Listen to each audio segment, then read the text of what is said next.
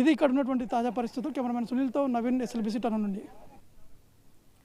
తిరుపతి జిల్లా పాకాలలో tailors day దినోత్సవం జరుపుకున్నారు. శ్రీ చైతన్య టైలర్స్ అసోసియేషన్ ఆధ్వర్యంలో పాకాల ప్రభుత్వ ఆసుపత్రి వరకు టైలర్ లారీ నిర్వహించారు. టైలర్స్ అసోసియేషన్ అధ్యక్షుడు ఏ వేణుబాబు, ఉపాధ్యక్షుడు అబ్దుల్ రజాక్, కార్యదర్శి శేఖర్ రెడ్డి, టెరెజర్ హబీబ్, సహాయక కార్యదర్శి త్యాగరాజుల ఆధ్వర్యంలో టైలర్స్ దినోత్సవం నిర్వహించి రోగులకు పండ్లు, బ్రెడ్ పంపిణీ చేశారు.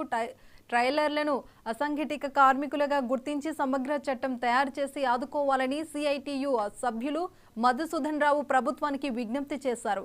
ఇక కర్ణాటకలోని ట్రైలర్స్ 16,000 వేతనం ఇస్తున్నారు. మన రాష్ట్రంలో కూడా కట్టుపని వారికి కనీస వేతనాలను అమలు చేయాలని ప్రభుత్వాన్ని కోరారు.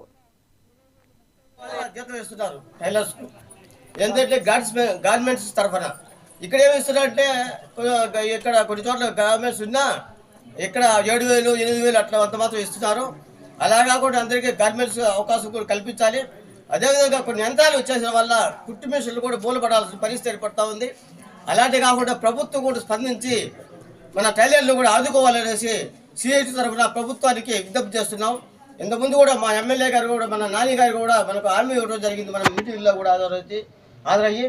కాబట్టి నాని గారు కూడా పెద్ద మనసుతో మన టైలర్లందరూ కూడా కుటుంబ మిషన్లు కానీ ఇవంతా కూడా కల్పించేదని అవకాశం కల్పించి వీరికి ఉపాధి పెంచేదానికి గట్టిగా ప్రయత్నం చేస్తారని ఆకాంక్షిస్తూ అవకాశం ఇచ్చి మీకు అందరికీ ధన్యవాదాలు.